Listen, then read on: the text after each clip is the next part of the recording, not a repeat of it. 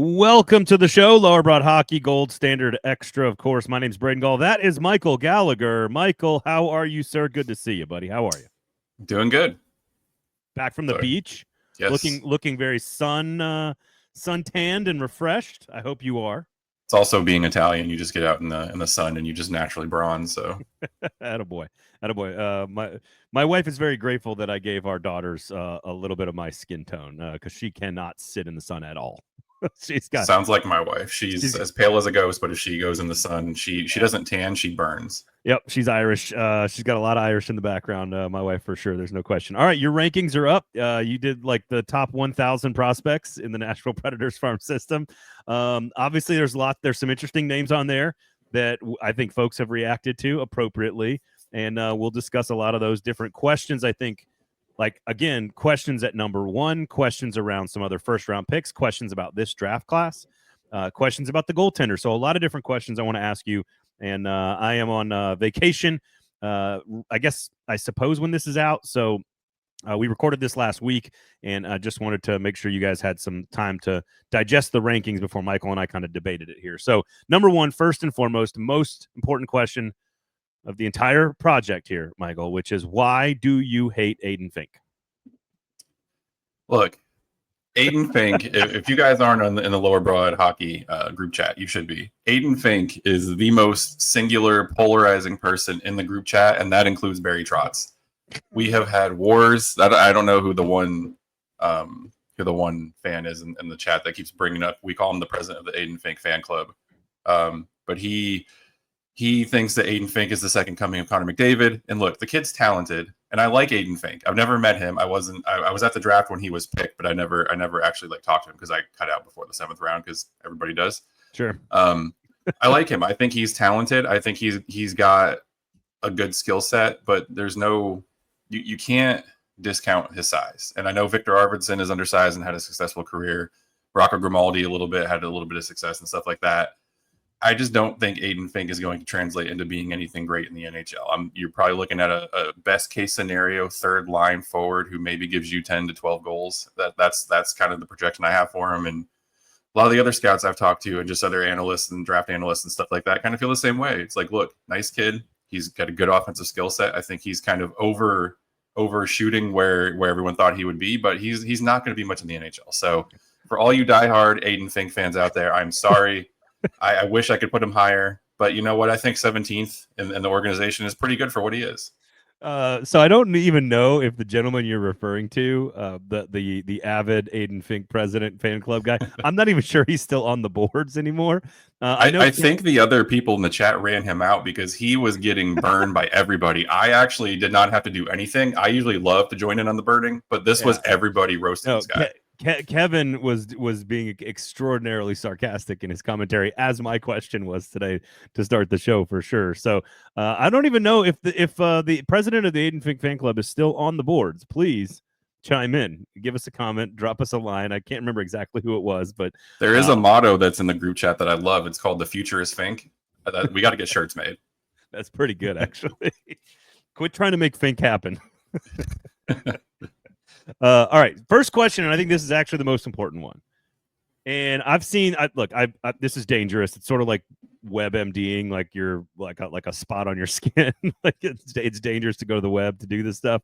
But I like there are no real like prospect rankings from like the formal folks yet. None of the folks from like the Athletic or whatever, like none of those rankings are really out yet. Generally, the Nashville prospect pool is sort of viewed as fringe top 10. And it's the same analysis that we've kind of had, you've had, and I've had, and everybody else, which is we're not sure about how many elite guys are in this. And on paper, there has to be at least 2 for the decisions that have been made. And it has to be Tanner Molendyk and it has to be Brady Martin. Those have to be elite prospects for this farm system and for this plan to actually work. I'm not saying that they are going to be that, but that has to be the case. Generally, mid-low teens is kind of where this farm system is at. After adding 3 first-round picks, adding a few other players, all 3 of those guys are in your top 10. I would have all 3 in my top 10 as well. That's kind of restocking the high-end talent to some degree.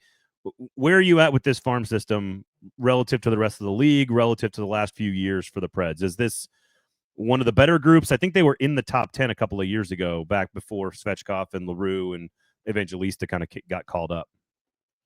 Yeah, I think fringe top 10 is about right. I would say probably right around that 9, 10, 11 range. The two prospect guys, and I've said this over and over on Twitter, so if you've heard this before, I apologize if I'm beating a dead horse here.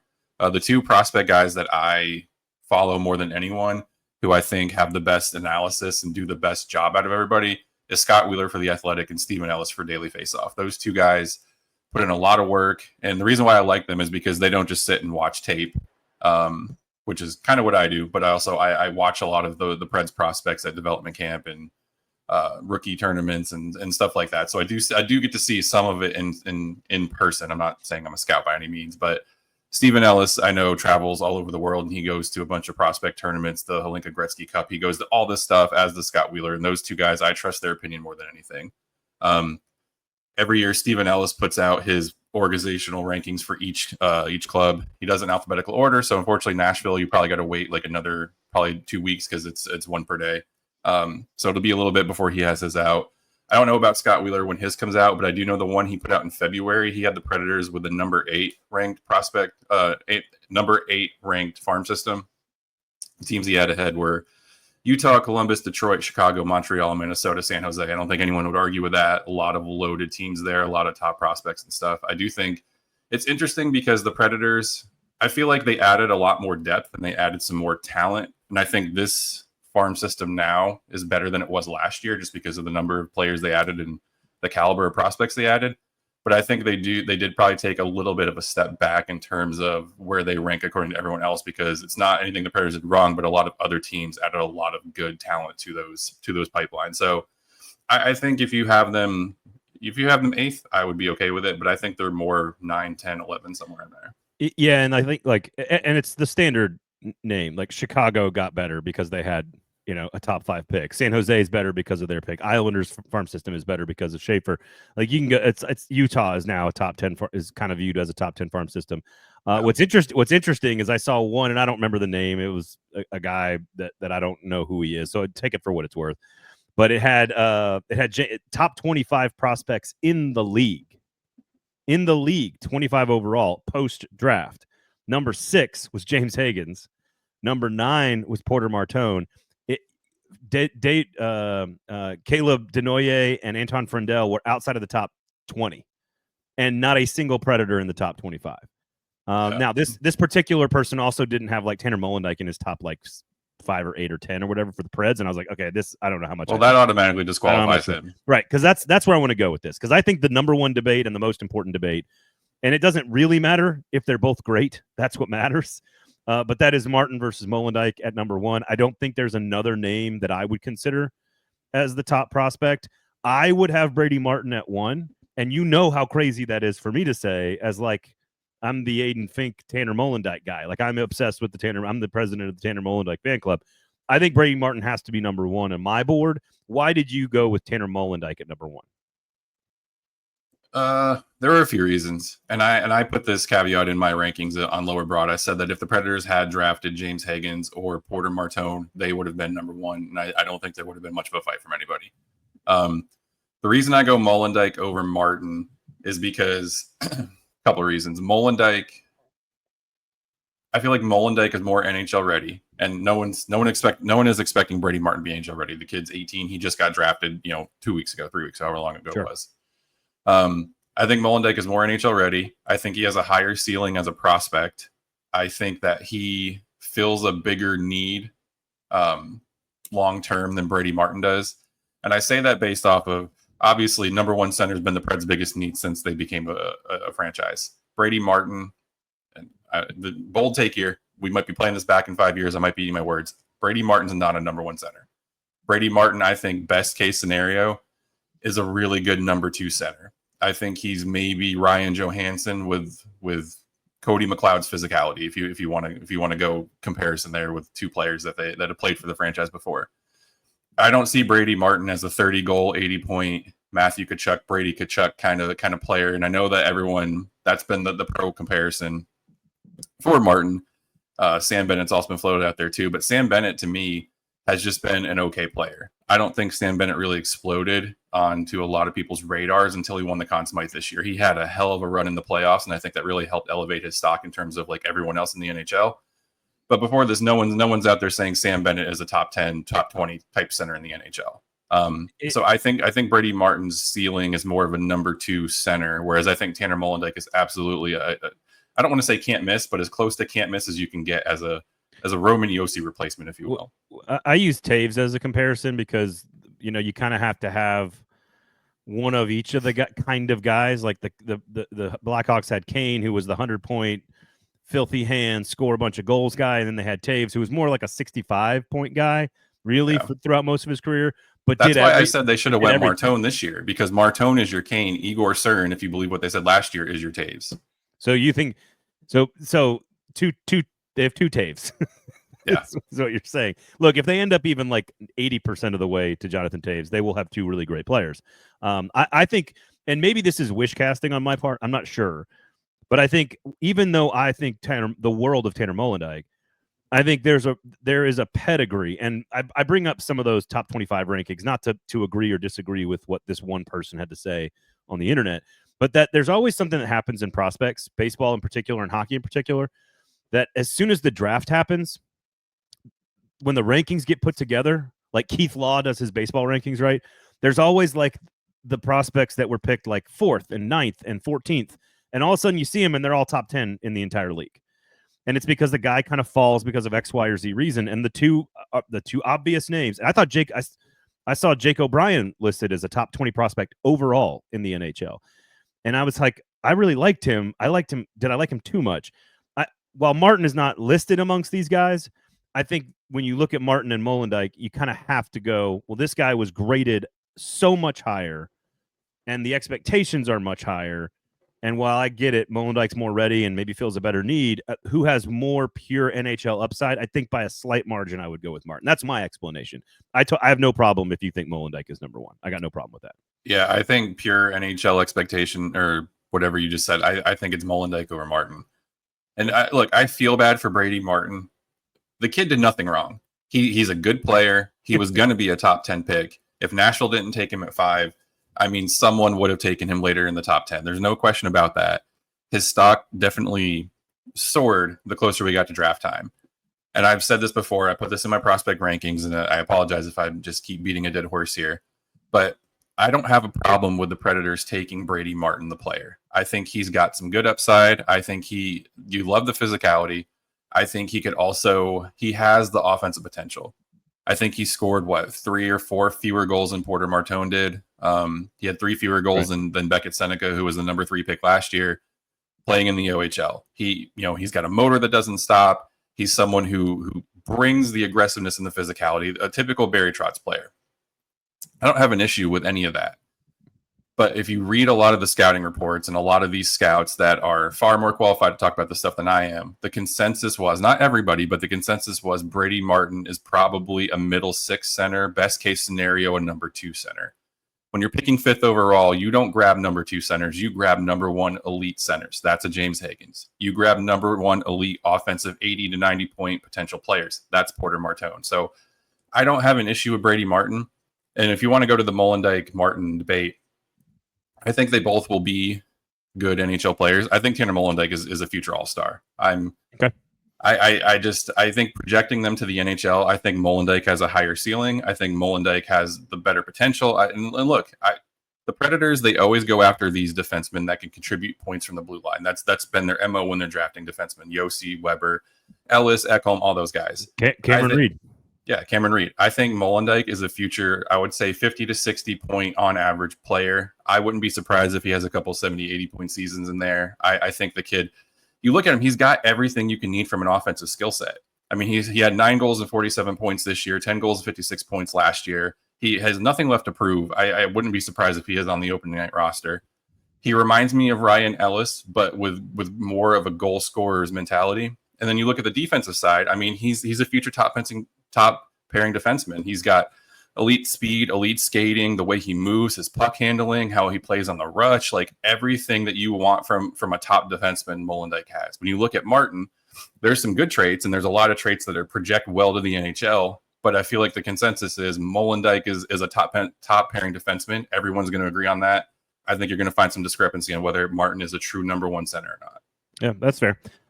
Number 3, and this is where it gets a little interesting. David Edstrom is number 3 on your list. He's a 20-year-old, 6'3", 190 pounds. And even in your write-up, you say, look, you were a little underwhelmed with him, relatively speaking. I don't think we've seen a lot from him in a Predators uniform in terms of what he's accomplished. And I mean that around like prospect stuff. But he says you've said in the article that he's growing on you. And I'm curious because I like him a lot. I like his upside. I like his size. The question is sort of where does he fall in all of this? Like I could see the case for where you've put him. I could see that he's maybe a little bit more even with like a Stiga or a Gibson down the list a little bit. I could see him being better than Kemmel or being worse than Kemmel. I'm not sold on Gibson yet, but I'm not against him either. Make your case as to why he's grown on you and that he's moved so fast up your board from where he was when you did the prospect ranking at the beginning of the season last year, or back, I guess this time last year. Yeah, I think last year I had Edstrom ranked 7th, if I'm not mistaken. I don't have the prospect guide in front of me. I feel like Edstrom is probably the most polarizing player in the pipeline. There's some scouts that love him, and I mean, I think who was it? Corey Pronman had him as the number 1 ranked prospect after the trade last year. And you have some guys that have him closer in the 6, 7, 8 range, which is where I had him last year. And now I have him 3rd. And I feel like he's really grown on me because I've watched a lot more of his tape and I see a lot more things that I like. Last year my problem with him last year was when you're trading who was labeled a generational goaltender called the next Carey Price, when you're trading someone like Yaroslav Askarov, yeah, you're getting a 1st round pick back. Yeah, you're getting Magnus Krona back, but you should be getting an equally elite skater back if you're doing a prospect for prospect swap. And I just don't think Edstrom hit the mark for me then.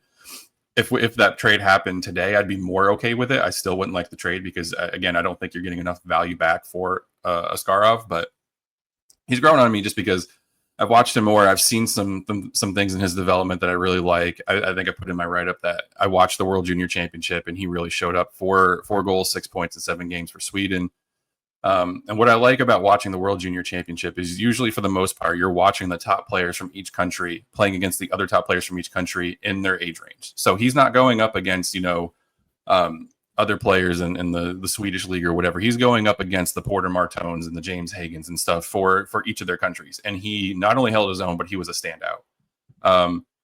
I like that he's going to be going to Milwaukee this year. He's going to get probably skating on a line with Matthew Wood and Joakim Kemmel if I was to guess, or at least one of those guys he'll be skating with. I love that Carl Taylor is going to get his hands on him right now when he's only 20, and he's going to be able to kind of shape and mold him because I really think that Carl Taylor is one of the most underrated and one of the top developers of talent at the AHL level. I think for me, what I really like is kind of the two-way forward, kind of like you said, I put in my write-up. He reminded me of Jonathan Toews as well. His offensive game still needs some work. I mean, he needs to learn to have more of a killer instinct. He needs to learn to be more of a finisher. He needs to be more aggressive in puck battles and chasing the puck down and stuff like that. But when you watch him play, you can see he has some playmaking ability. He's really good at finding where his wingers are and feeding them the puck. He's really good at reading plays. He has a high hockey IQ. So a lot of those things I think project well to the NHL. I think number 2 center in the NHL probably is best case scenario for him. He's probably maybe more of a number 3. But I put him at number 3 just because he's shown a lot more in his development for me over the last year than the guys that are ranked under him. Yeah, you had him at number 7 in the list on the prospect guide. You had Mullandike obviously at 1, certainly Martin Reed and Lee unranked. So we'll get to sort of like as these names have been adjusted, we'll kind of get to that. You've got Matthew Wood at number 4, Joakim Kemmel at number 5. I think I'd have Matthew Wood probably at number 3. You kind of flipped them. So last year you had Kemmel at 2 and you had Wood at 3. Wood, certainly they both got a taste of the NHL. Both looked largely out of their element. Wood maybe looked a little bit more comfortable. I think Matthew Wood at development camp looked better than I expected. And so how much of that is a factor in this? Is it just that Kemmel hasn't hit the marks yet and that Wood has kind of accelerated his development? Make your case for Wood at 4, Kemmel at 5. I like that order. I would agree with that order. I might have them both above Edstrom, but I could see Kemmel is in this weird place right now in terms of like you need to show up now, like probably at camp sometime pretty soon. Yeah, Kemmel's not quite an Ellie Tolvin in danger range yet, but he's bordering very close to it. And I put this in my story. I even said no one has defended Kemmel more than me, and I think I've been one of the staunchest. Like, this guy's going to be a future All-Star. Yeah, and I still think he has the potential. And again, he's only 21, so I'm not writing him off by any means. But it was tough for me because watching him play last year, and it wasn't just me. Everybody expected him to go to the AHL and dominate. He had a decent year the year before. His stats were almost identical this year. I didn't see any tangible growth in any one area. His shooting looked the same. His skating looked the same. His defensive ability looked the same. I'm sure there are things that Carl Taylor would say that he improved on, but I think to the casual average fan, you watch Joakim Kemmel 2 years ago and last year, you don't see much of a difference at all. And that to me was concerning. I do think Matthew Wood, there's still a little bit of concerns with the skating. He's made strides in that area, much better. He transferred from UConn to Minnesota. He saw an 11-point jump in his points. I think he was playing in a system more suited to his capabilities at Minnesota. I also think Minnesota is probably more of a feeding ground of the NHL than UConn is. But he did make a lot of strides. He got stronger. He got faster. He moves much better than he did the previous season. His skating is still a little clunky, but where it was a year ago, I think he's made serious strides with that. And I think that with a few more tweaks, getting to play for someone like Carl Taylor, which that's the great thing. Matthew Wood's only 20. Kemmel's 21. Edstrom's 20. They're going to play for a head coach who could be an NHL head coach right now, who's really good at developing talent. And what I love about Carl Taylor is he's good at finding a player, knowing what they're good at, and then exploiting the hell out of that, making that the center of what they're doing when they're out on the ice. So I think it'll be good for Wood to go and play in Milwaukee as well. And like you said, I think Wood just made more strides in his development this year than Kemmel did. Kemmel just kind of stayed lateral. I would argue maybe even a slight regression back, but I think Matthew Wood, and I really struggled because I was debating Edstrom and Wood at number 3, but I think overall Edstrom made more growth in his development than Wood did by like a slight margin, which is why I put Edstrom up there. But Wood could easily be number 3, Edstrom number 5, Kemmel 4. You know, it could easily go either that way. I have been sort of like, I don't want to say like, I don't think cautiously pessimistic is the right word. That's like not the right phrase. I've always had this weird, like, I'm unsure on Matthew Wood. But not unsure that he's good. He's got upside and potential and could be good. It's that I just don't know if I see, top line winger. And I think for the first time, you're starting to get some of that talent starting to blossom a little bit. Now he needs to, there needs to be some intentionality with how he skates and sort of offensive and defensive zone. It kind of felt like he just floated around out there, but that's to be expected. What you don't want is Matthew Wood to kind of be like the designated hitter in MLB, where he's good at one thing and that's hitting the ball. You don't want him to come on the ice and know that if he's on the ice, he's only going to get the puck if he's shooting. You don't want that. And I don't think you have to worry about that, but I do think the upside, I was a little pessimistic too when they made the pick. I mean, we were at the draft together. Oliver Moore was sitting there and I was screaming they should have taken him because they needed a center, and they go Matthew Wood. And I get it. Barry Trotz wanted a big swing. Matthew Wood was a big swing. If he fails, it's going to be a bad look. If he succeeds, he's going to look good. Yeah, no doubt about it. You've got Cameron Reed at 6. I'm going to skip him for a second because I want to talk Teddy Stiga and Igor Surin. They're linked together because they were both taken in the same draft. Of course, you had him last year.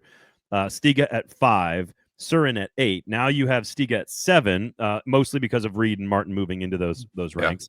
And Surin staying kind of right there at number 8. I think there's a very healthy debate between these two players, not just because they have short last names that start with S and were drafted in the same year, but they also kind of have similar styles to some degree. They both just play with a ton of energy and physicality. They both you just buzz around out there, and a lot of hockey nerds love Stiga as a prospect. So I'm not anti-Stiga. I just think Surin has made such big strides, and I think playing in the KHL at his age and in the playoffs as he kind of joked about, and he was basically the best player on the ice in development camp last week, with the exception of maybe Mullandike or Martin. I just think Surin is kind of moving up my rankings a little bit. I might have him more in the Kemmel range at like 4, 5, or 6. But why Stiga over Surin? Why do you? I mean, again, you're not alone in your appreciation of Teddy Stiga. He's one of those like prospects that all the prospect people love. Yeah, I think coming away with Stiga and Surin last year, obviously Surin first round, Stiga second round. Coming away with those two guys in the first 2 rounds, if you would have told any prospect guy that that's Nashville's haul in the first 2 rounds, they would have been like, okay, that's a solid get. Most people probably would have thought Stiga would have been the first rounder and Surin the second rounder. So I'm not hating on Surin. I do think he was a reach when they took him last year. I do think Stiga probably would have been a better pick as the first round. But also it's projectability. Stiga plays center, but a lot of the guys I've talked to think that he's probably going to move to the wing in the NHL, and I think that's probably better suited to kind of the game he plays. I don't see him as a playmaking center in the NHL just because he does have that high motor. He does have the physicality. He does like to go in and beat a lot of guys around. You don't really see centers doing that. Top 6 centers anyway. I do think if you put him on the wing, that frees him up. Because when you're a center, you're playing with the puck. Your goal is to diagnose everything that's going on the ice, know where everybody is at all times. You have to be the play driver. And not that Stiga can't do that, but when he's out on the wing, he has more freedom to kind of take over the game. And I think that moving him to the wing in the NHL would be a great idea. He did make some good strides in his development as well. 14 goals, 30 points, 36 games. So just shy of being a point per game player at Boston College as a freshman. He's very versatile. He's only 5'10", but he plays much bigger than that. He plays like he's 6'3" and 220 pounds. Like he plays like a big dude. He's got that edge, that aggressiveness. Excuse me. So I think projecting him to the NHL, I could see him as a number 2, like a second line winger. With Surin, I just don't see him in the top 6. I think he's more of a third line center. And that's not to say he can't develop and get there, but from what I've seen from him and what I feel about this prospect, this whole farm system is I think Surin is Brady Martin, but not as good. And not with not as much upside either. And I just feel like Stiga is James Higgins with not as much upside. No, James Higgins is way better than Teddy Stiga is. No, I know. But I feel like that was what drove me crazy about this draft class is I feel like Barry Trotz falls in love with the player and then he drafts that player over and over and over. And with Stiga and Surin and Brady Martin, and we've been over this before, he's drafting carbon copies of almost the exact same player. Stiga, you can at least move out to the wing. Right. Okay, so you don't have 1 through 3 at center, the exact same player. But I mean, look, Surin has a lot to like too. He definitely embraces the physicality. He likes to hit the opponent. He's aggressive. He's tenacious. He pisses people off. He has decent puck handling. He has some scoring touch. But he needs to learn to play with the puck better. He needs to fine tune the part of his game, the passing, the deking, the shooting, all of the offensive skill parts that I think Stiga is already miles ahead of Surin in. He needs to refine those, and he needs to. My problem with Surin is he's a one-trick pony. Everyone thinks he's just going to go out there and he's going to hit you. And that's great for a defenseman, but not for a top 6 center. So if he can go out and he can show me that he can score and he can affect the play when he doesn't have the puck, and he can show that he's a refined passer and he can do some of the things that like Svechkov does, then yeah, I'll probably put him higher in the rankings next year. But until I see that from him, and I just haven't, he's going to be bottom top 10 for me. You've got Andrew Gibson at number 9, Ryan Ufko at 11, the only 2 defensemen that really kind of are even worthy of top 10 consideration. I don't think there's any way you can argue Ufko over Gibson. I do think I have Cam Reed at 6. Sorry, well, we'll get to Reed in a second. Sorry, I apologize. We'll get to him. The ones that were in the system is what I should have said. That there's not really anybody that was in the system that has top 10 consideration. And yeah, Alex Wang is the only other defenseman. I have him at 19. He's the only other defenseman right. I think that he could shoot up. I was probably a little harsh on him in my initial draft grades. I think I put him as a C. I would probably put him as a B, going back and rewatching some of the things and just reading some of the scouting reports about him. I think they definitely got good value with him, but I think Ufko and Gibson are, other than Cam Reed, are the no question bona fide, like legit NHL prospects. Alex Wang was he was drafted well below his like sort of projected ranking. So almost a full round below his projected rankings. In which case, that's tremendous value potentially for the Nashville Predators. But my point is that Gibson and Ufko are kind of the only 2 outside of Mullandike and the newbies that are kind of in the system, working their way up. I do think Ufko has more NHL readiness than people realize. I don't know if he's a long-term starter in the top 6 for the Predators. I think Gibson clearly has that kind of ability. That's why they went and traded for him. And I think he's clearly better, more talented than Ufko. And I actually think I've got him at like 8 or 9. I think you've got him right where he should be. So let's go with Reed and Lee here, the 2 other first-round picks. Riker Lee, you've got him at 10, the winger with filthy hands but has to learn how to skate. Cameron Reed, great skater, kind of a mini version of Tanner Molendyk or Roman Josi from a skill standpoint and a scouting report standpoint. They clearly wanted him enough that they gave up the 67th overall pick, which I think is a lot to move up 2 spots. They definitely love this guy. So number 1 on both of these players. First, What do you like about them? Why did the Predators select them? And then you've got Reed at 6, which is very high praise, and Lee at 10. Sort of, what do you like about these guys, and why are they ranked where they're ranked? Yeah, and before I get into that, quick little plug: if you're not a subscriber to Lower Broad Hockey, this is why you subscribe. Because in my draft intel post, I told you that they were going to trade up for Cameron Reed, and they did. I also told you they were going to trade Colton Sissons, and they did. So I don't think the reporter for the daily newspaper is out there breaking stories like that. So just quick little plug to follow Lower Broad Hockey. Yikes. I'm just saying, I've been on vacation for a year, and I don't see anyone doing the stuff that I'm doing still. So I'm not afraid of being petty, especially because, I mean, how many people actually watch this podcast anyway? But yeah. Wow. So now you're taking shots at Lower Broad Hockey. Okay. No, right, I mean, we have a big audience in Nashville, but I mean, I'm sure the Wow. people that I'm taking shots at don't listen to this podcast, is what I meant to say. I'm going to tell them about it now. Go for it. I'm just kidding. I'm not on the beat anymore. I don't care. What are they going to do? Take my credentials?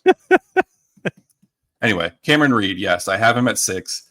He's an 18-year-old. He's 6 foot, 183 pounds. So he's not undersized, but he's not Andrew Gibson big.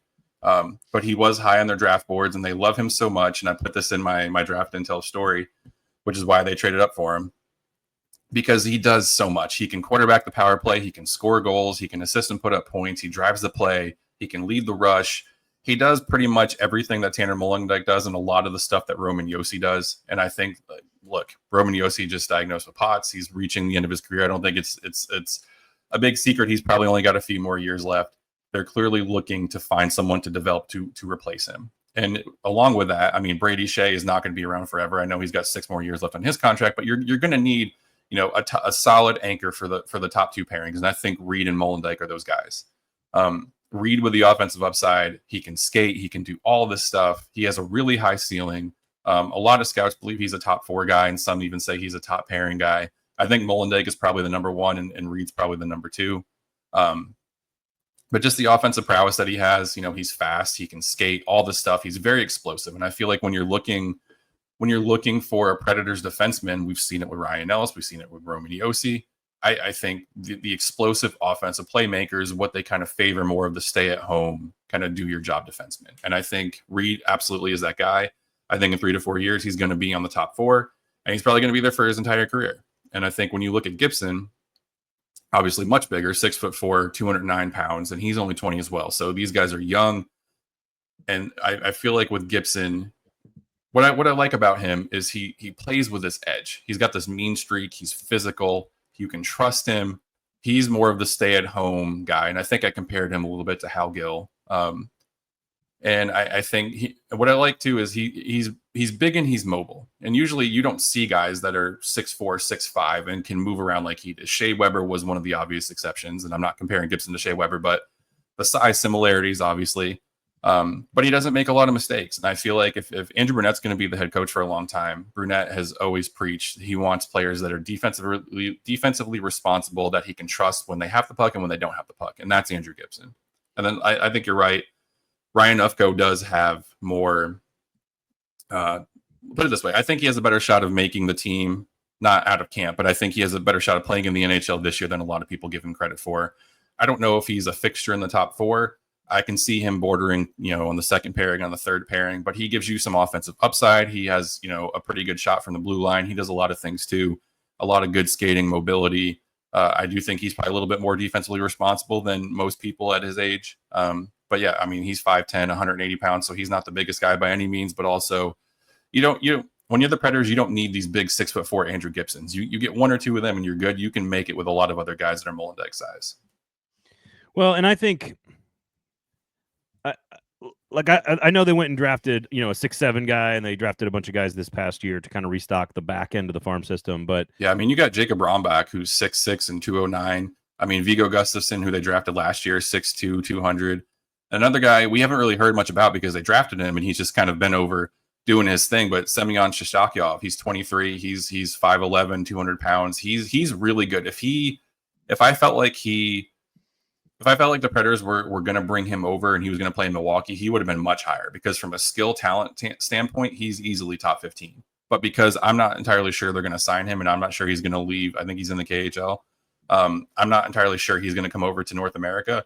That's why I have him so low. But from a talent a talent standpoint, he absolutely would be up there. I would probably, if I knew he was going to be in the AHL next year, I probably would have put him 12 or 13. Yeah, no, I don't disagree. All right, so what about? All right, we outside the top 10 now. Yeah. Did we cover Riker enough there? Did I do Riker? I didn't think so. Oh, I think I did Cam Reed. Yeah, no, you just did briefly on Riker Lee. He was the definition of take a big swing. He was projected. Some guys had him, 15 to 20. Some guys had him in the second round. I mean, he was all over the board with where scouts believed he was going to go. But again, he's explosive. He's creative. You get him the puck and you just sit back and watch out. He does need to improve his skating. He does need to improve his positioning. He does need to improve his decision making. Obviously, those are three big important parts of playing in the NHL. But he's going to Michigan State, one of the best programs in the country. He's a weapon on the power play. He can score from anywhere. Like I said, you give him the puck and you just let him go to work. So if the offensive game stays where it is and he brings the other parts of his game along well, I do think that could be a really good pick for them. But it's considered taking a swing on a guy like Riker Lee because the talent is there, but you need him to develop the rest of it. And that's why it's kind of not as drastic as Roger McQueen because that was an injury, but that's why you kind of hesitate with a guy like Riker Lee. But I think if he pans out, he could be a really, really good pick. All right. So here's my question about sort of the ready guys that aren't necessarily considered elite. Barry Trotz has already mentioned Reed Schaefer and Ozzy Weisblatt. He mentioned Matthew Wood in that group as well as sort of the three names of the younger players that he expects to play. How dare you leave Aiden Fink out? Weisblatt and Schaefer were outside of your top 10 last year. You've got Schaefer at 12 now. Weisblatt at 16, actually down a couple spots despite kind of being the one guy who looked ready when he got called up.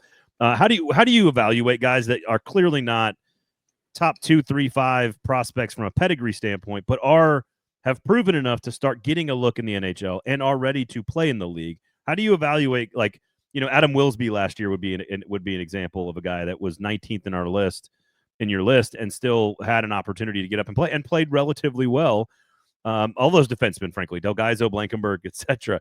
So I think this year it's the forwards. It's Schaefer. Maybe Lind is in that group as well, although he was a second-round pick, so maybe he's viewed a little bit more prominently from a pedigree standpoint. You have him down a couple of spots this year. So how do you deal with the guys who have been in the system a while, who appear to be ready, but maybe don't have the top flight pedigree? Yeah, I think I don't want to see Kalen Lind anywhere near the NHL until he packs on at least 10 pounds. I mean, he's small. His elite prospects page has him as 150 pounds. I don't know whether that's true. I would like to think that he weighs more than that, but I mean, he's a small dude. But what I love about Kalen Lind is he's one of those piss and vinegar, piss you off, like I'm going to get in your face, and kind of like Zach LaRue and Kalen Lind on a line would be nightmare fuel for opposing players. I don't think Lind is NHL ready. He's only 20, but I do like, and I think the fact that he's down is just because you added Riker Lee, Cameron Reed, Jack Ivankovic. I mean, there's a lot more talent ahead of him, and I do think I really like Miguel Marquez. He was a 4th or 5th rounder last year. I have him. I don't know what I had him ranked last year. I think he was 16, 17 range. Third round pick, 87th overall. Okay. And I don't know where I had him listed, but he was probably in that 15 to 18 range. I moved him up to 13th this year just because I think he's someone who could be, I hate using player comparisons because immediately everyone's like, oh, you're calling him so-and-so. But I think he could be a Luke Evangelista type player. I think he can make that kind of a jump in his development to where he gets consideration maybe next year or the year after. I have Reed Schaefer 12. I do think he's probably close to being NHL ready. And look, he's 6'4", 218. He's someone who is quite physical as well. I don't see him making much of an impact in the NHL. I think he's probably a 3rd line forward, maybe 4th line forward, somewhere in that range. He was, by the way, you had Marcus at 17 last year. 17, yeah. Or no, 16 last year, so you moved him up 3. Schaefer's actually one of your biggest movers. He was 18 last year. He's now 12. I think 3 years ago when I was writing for Nashville Hockey, now I had Schaefer as 7th or 8th. So he made a big drop last year. Then he made a big jump this year. He's kind of all over the place. And he's one of those older prospects. I mean, Ufko's 22. That's pretty old. Weisblatt's 23. Reed Schaefer is about to turn 22. So yeah, I think it's just one of those things where, and Reed Schaefer's role in Milwaukee kind of switched. He went from playing in the bottom 6 to playing in the top 6. So it just it's like he's all over the place. And I think to your earlier question too, when you're ranking some of these guys, if this was a list ranking the most NHL ready, Ozzy Weisblatt would be number one, hands down. Right. I think out of everybody in the system, he is.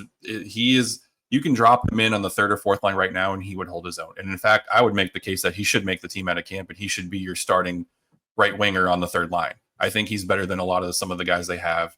No knock on Cole Smith, no knock on Michael McCarron. They're fine players, but I think Ozzy Weisblatt is better than they are right now, and he has more of an upside as a scorer. But to your point, Weisblatt played last year. He didn't look out of place at all. I put him at 16th just because I think the guys ahead of him have higher ceilings as a prospect. Like I think if Upko makes the NHL, I think if Marcus makes the NHL, obviously I think Ivankovic can be a starting goaltender in the NHL. I don't see Ozzy Weisblatt cracking into the top 6, and that's no knock against him. I just don't think that he's that kind of player. Right. But he can absolutely be a great Colton Sissons replacement on the third line, someone like that goes out there and adds some energy, adds some buzz, maybe gives you 15 goals. I think he's someone that can do that. And then kind of the other guys, Hiroki Yosik, he's at 21. Well, just I basically I was interested more in the guys that are like you've kind of already explained it. Like, look, they're ready to go. They don't have the same upside, but they could contribute. Yeah. That's where this is about prospects, not about NHL ready. I just don't think Ozzy Weisblatt. I mean, he was a former first rounder. I just don't think he's a blue chip prospect like Tanner Molendyk is. So that's why I have him lower. Was he drafted in the first round, like coming out of high school or something, and then went to college? He got. I think it was his freshman year of college. He got screwed over by the COVID stuff. Okay. Yeah. So he kind of played a little bit, and then he took a year off, and then Milwaukee. He got loaned to Milwaukee 2 years ago, and then they finally just pulled up the trade because San Jose had nowhere for him to go. Yeah. And that's why they ended up doing the Afanasia for Weisblatt trade. But I feel like he got screwed over by the circumstances of COVID and just not having a place to play. So he basically took a year off from hockey. And that kind of hurt his development a little bit. But I think now he's in the right system. He's got a guy like Carl Taylor that's getting the most out of him. And I wouldn't be surprised if he ends the year somewhere in the Predators' bottom 6. So interesting story about how the Preds ended up taking Rombach instead of the guy they really wanted, apparently, at 35. Because Montreal traded up to draft the guy right away. That was in the lower broad chat. Good stuff by you guys. So I don't know what that means about Rombach being their second choice at that slot. We don't have any confirmation from inside the Preds organization about that. But you have Jack Ivankovic, the goaltender, who was drafted at tremendous value, considered largely the second best prospect at his position. They get him later in the draft than expected. And he's a guy, you have him at 14 overall. So he is a second round pick, 58 overall. So got pedigree clearly, but he was projected even higher than that. You've got him as clearly the next best player in this draft class over some of the defensemen.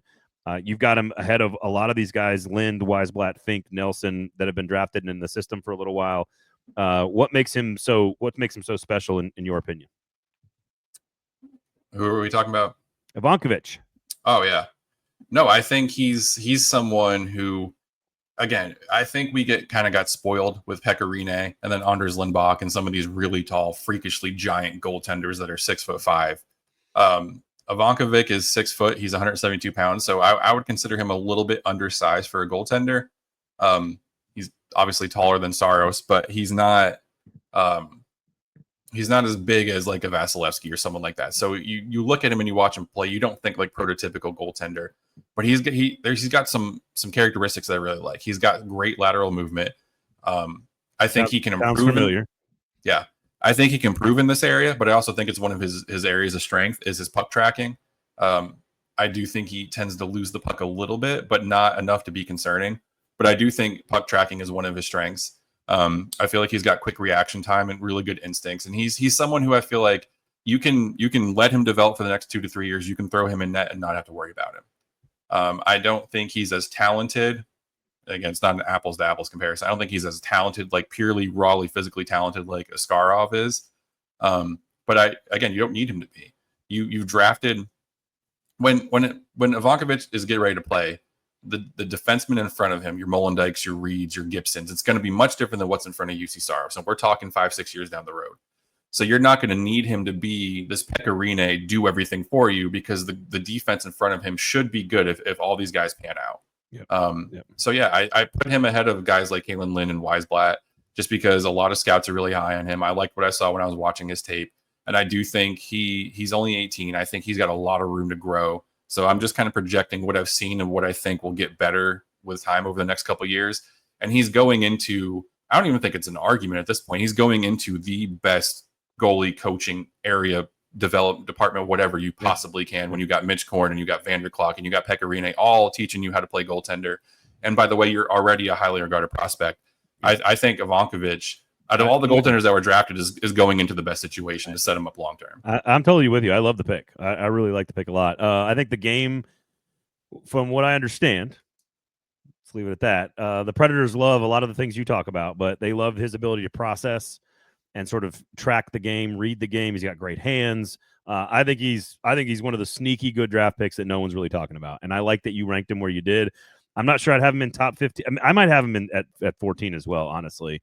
I might have Riesblatt. I might have Weisblatt a little higher. But otherwise, I think my same top 12 or 13 are about the same as yours. Make sure you're checking out all the chats going on. I know for those of you watching on Lower Broad Substack, of course, we do appreciate your support, and that's where you get this product as well. So there you go. Make sure you check it out. We'll have a lot more stuff coming for you. I am off this coming up week here, so we recorded this last week. So I hope you guys enjoy. Adam and I will be back next week whenever I'm back in town and ready to go for the fall. So other than that, Mike, great to see you, man. I hope everything's good. Still eating boneless wings or what?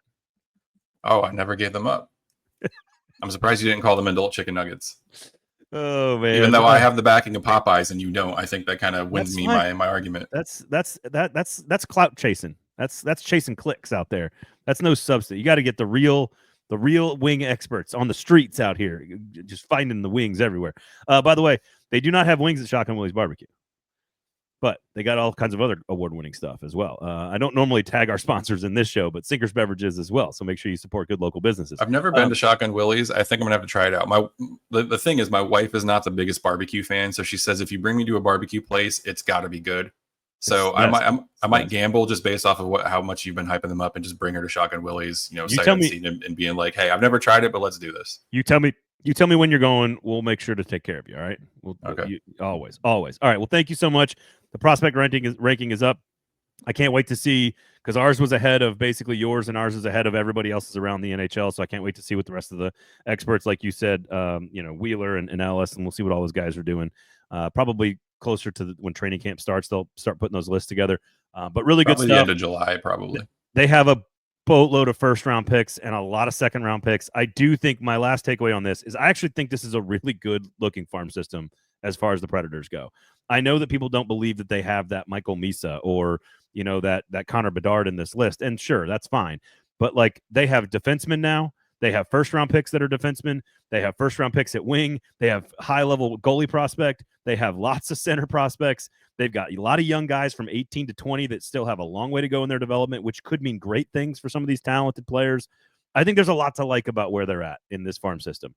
I think they've got a lot of starting players on their roster. The real question, and I think a lot of top 6 players and a lot of top 4 defensemen in their farm system.